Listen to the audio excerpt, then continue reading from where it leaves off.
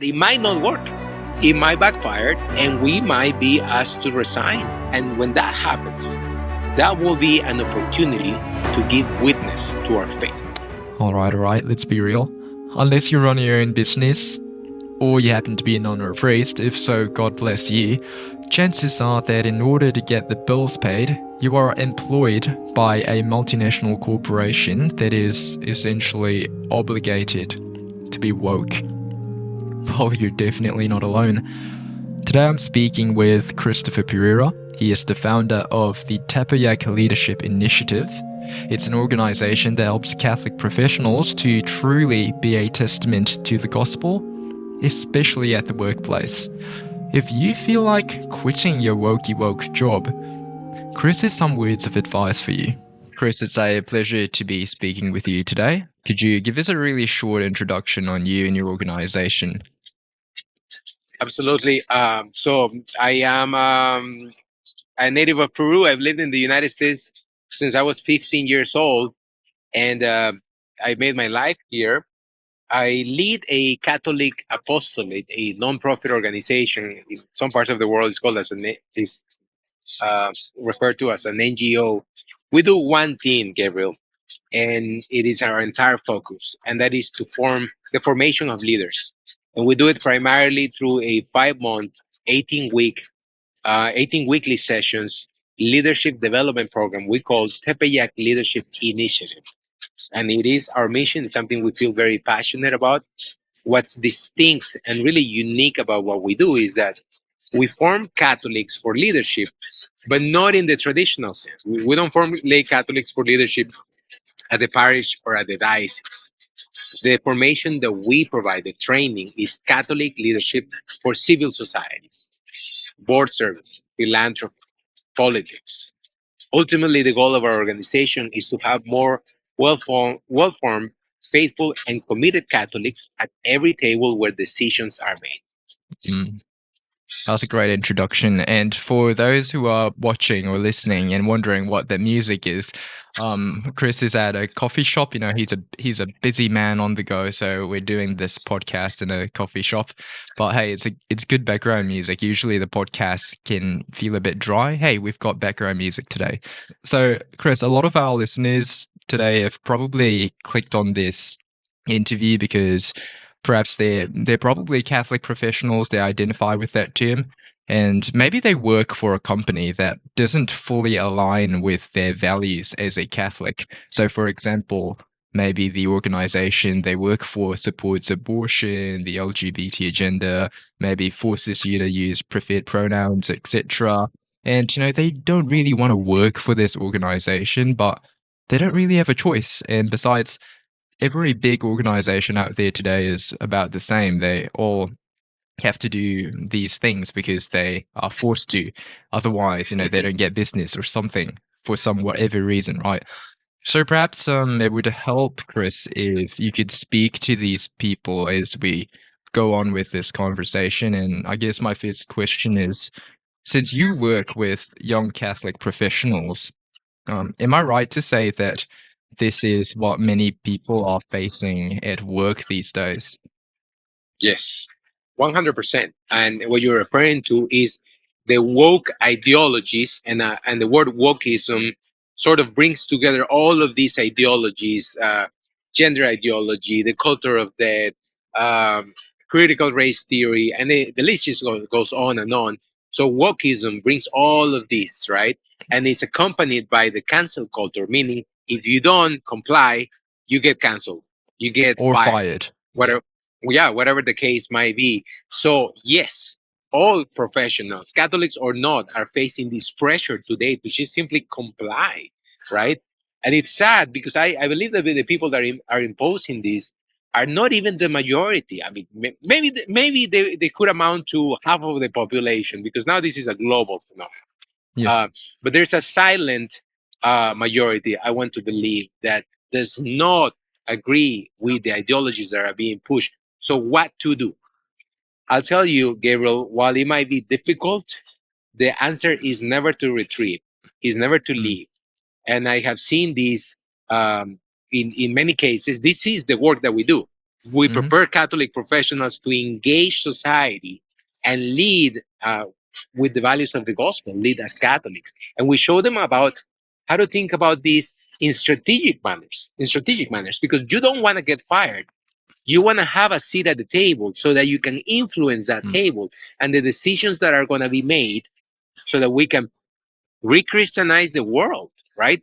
So I can give you a couple of examples. I have a friend who's an anchor for a television news station, a major network in the United States, and she's very well known in her community where she always does the night newscast. And at one point, she was advising a young female reporter, a peer of hers. She was advising her to participate in our leadership program as a way to develop herself as a leader. And word got out that she was advising her to do this. And her supervisor called her into the office and she told to my friend, "What are you doing? Are you trying to push your Catholic agenda?" My friend was so disheartened by this experience. She came to me for advice and she said, "Christopher, this has never happened to me before. I feel so terrible. And maybe it's time for me to quit the secular media and I should just Mm. go work in Catholic media." And I told her, "No, no, no, no. That is the last thing you need to do. Because if you can just imagine that this is the state of Mm. affairs in the secular media now, how much worse would it be when you leave? You are our Catholic in that newsroom. You are the one that we have there to exert any influence at all so that we can bring about the common good and influence society with the values of truth, goodness, and beauty." Right? So she really thought about this and realized that that was the case. I have a friend who is a pediatrician, and he's also very disheartened by seeing how his um, the guild or professional association that he belongs to is pushing all of these ideologies on children, particularly that he completely opposes. And he says there's no science behind it; it's all ideology. Um, Are you referring to? Sorry, are you referring to such as transition? Transgenderism, Yeah, yeah, yep, transitioning at a young age. There's been in the news this, a lot recently. Yeah. yeah. So this is what's being pushed by his own professional association. He disagrees with it, not just as Catholic, as a scientist, and he was telling me similar comment because we get a little bit discouraged when these things happen to us. He was saying Mm. maybe it's time for me to quit, to just I mean I worked. He was nearing retirement. Maybe I should just go do something else. I told him no. This is the time to get involved. Join the leadership team of that professional association.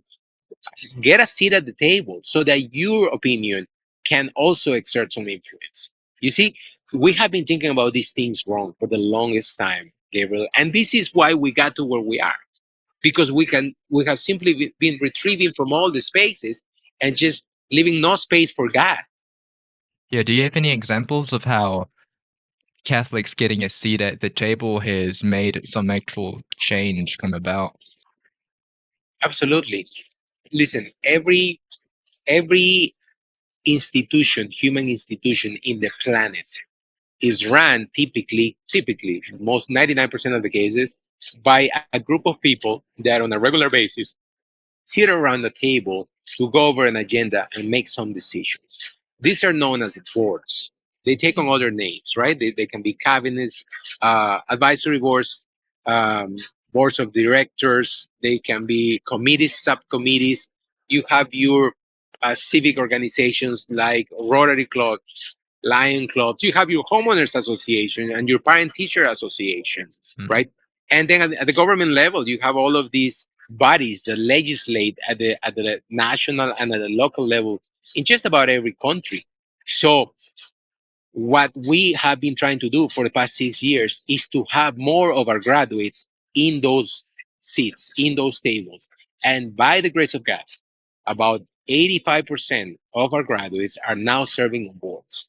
And they are very actively involved in civic boards, in nonprofit boards, in secular boards, where they are being that ambassador of the faith that we need to have, right? We have a couple of our graduates currently running for office at the local level so that they can occupy those places of influence where we can influence the world with the values of the gospel. So yes, we have those stories to tell, and we have those success stories.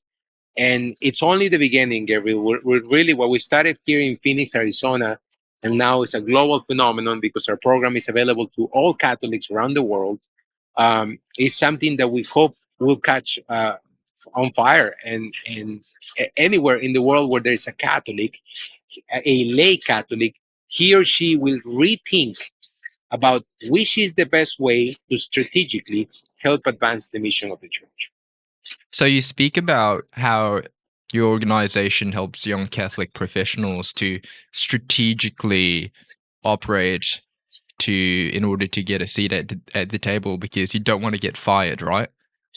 Yeah. How exactly do you not get fired? Because I think that is the question that a lot of listeners out there might be wondering. Okay, I want to.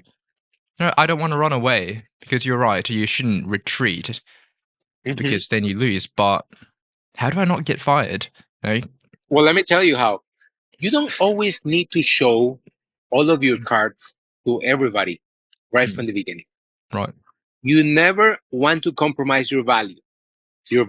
So that's not what I'm saying at all. We must never compromise our values and our Catholic faith.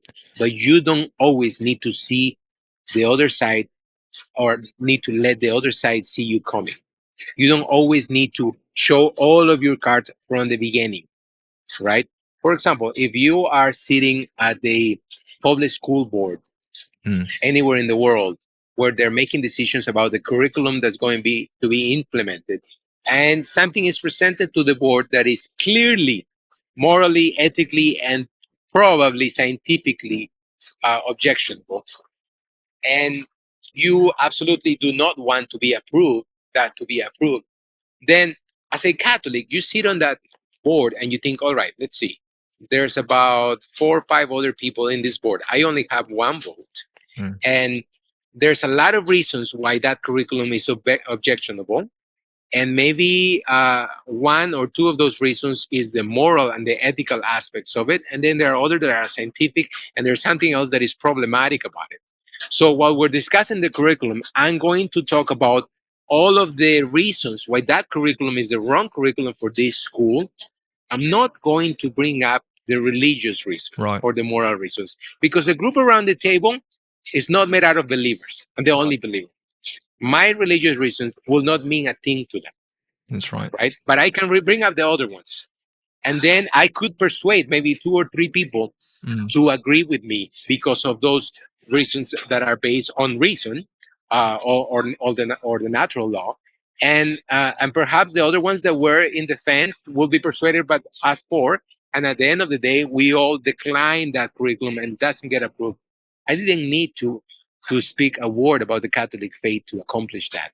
And yet, I accomplished defending the integrity of these children who were going to be exposed to these ideologies. That's just one example, but you see what I'm talking about, what I mean by strategically.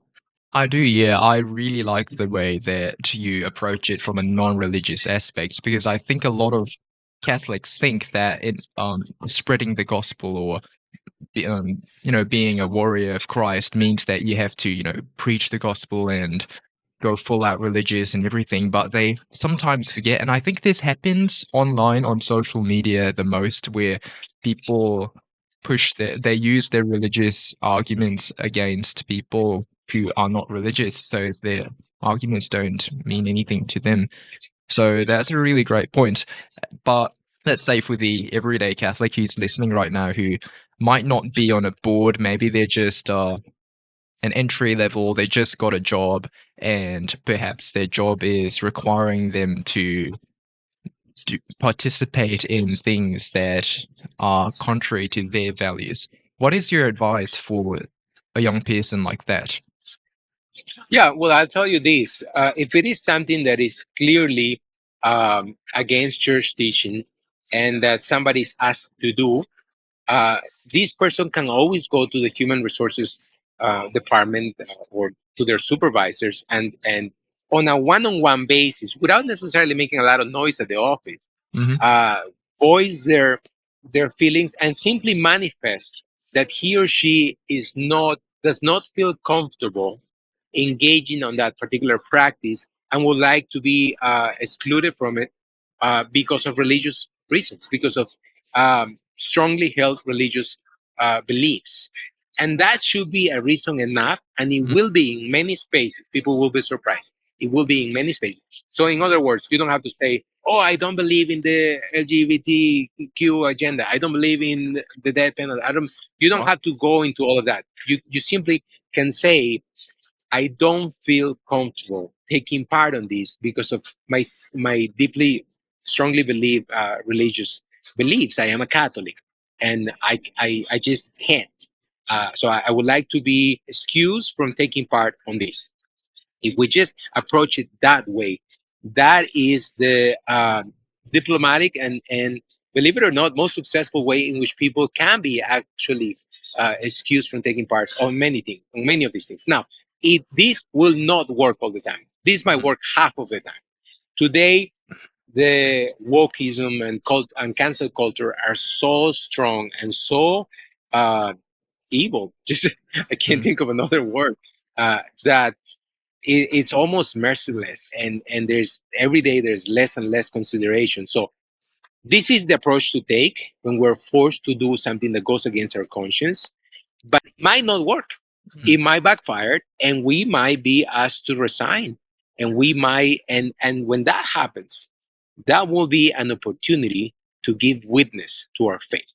And thanks be to God, Gabriel, that we have amazing global institutions such as Alliance Defending Freedom, who are good friends of us, of our organization, that whose entire mission is to defend Catholics in the courtroom when their rights are being transgressed. Mm. And so here in the United States, they have won many cases of people that for religious reasons were not condoning certain practices or activities. And many of those cases have been won. And they have presence in Europe, they have presence in Latin America, Yeah. and depending on the world, these days we have more and more advocates for people of faith that are ready to defend us. So if it gets, Mm. I think we can be strategic and avoid the situation as much as we can, because again, there's a lot of value to being at the table so we can influence those secularized spaces. But if we have to, sometimes we'll have to lose our job. We Mm. cannot compromise our value. That's definite. We cannot compromise our values. So if that happens, we might have to go to the courtroom and then stand for what we believe. It's something that we might be called to. I'm glad you brought that up because I never considered that there's another option after, in the worst case scenario, you get fired, that there's the courtroom. I almost forgot about that. So thank you for bringing that up. And yeah, I think it indeed is an opportunity for you to be a witness to your faith. Exactly. And I think any company that does that and fires you, and they're gonna get into a lot of trouble for doing that in the end.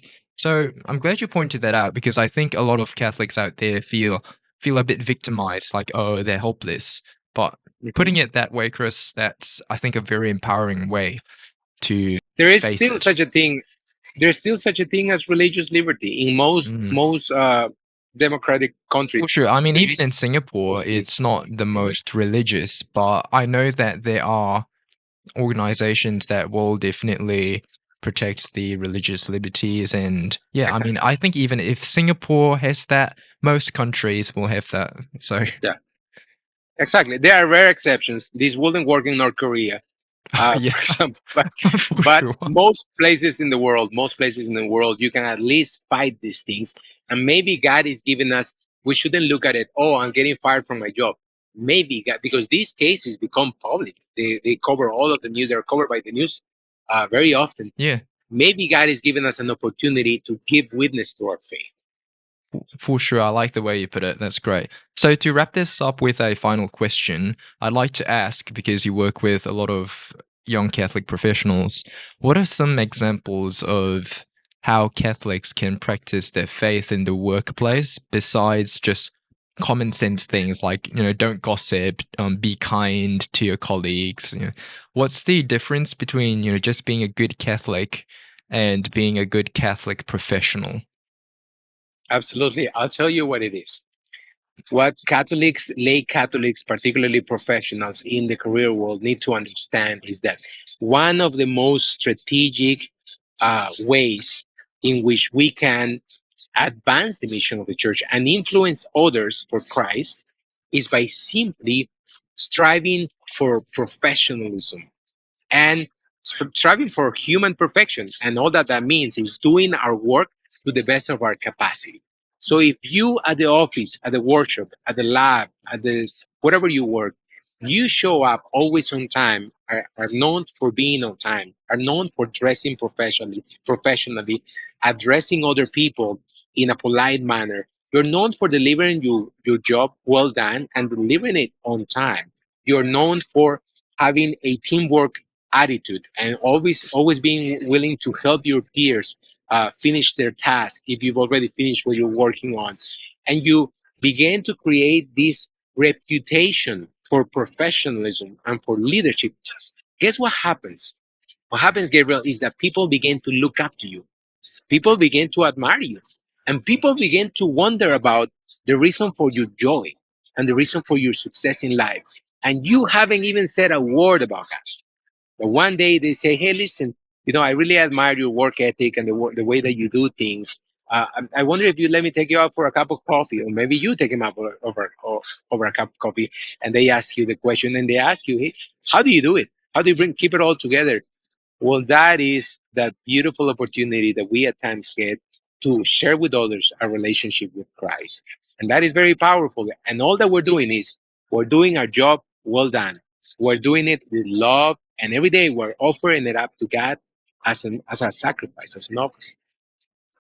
Awesome. I think it's just like that quote, preach the gospel always, and if necessary, use words, right? Absolutely. All right, That's Chris, it. this was amazing, very insightful. Where can people listening find out more about your organization? I invite people to go to our website, which is tliprogram.org. Hopefully, Gabriel, you can put the I web will. address on your podcast. tliprogram.org. Right at the top of the homepage, they will find a video, The Hour of the Laity. It's a short documentary that we produce. I invite everybody to watch it. It's very powerful. And then they can read on the website and learn more about the organization. We're now putting together the next generation of Tepeyac leaders. So we're inviting young Catholic professionals from all over the world to apply and participate. We're taking applications all through November 10th. All right, awesome. I will definitely include that in the description down below. And Chris, thank you so much for your time. Thank you, Gabriel, and keep up the good work. Thank you.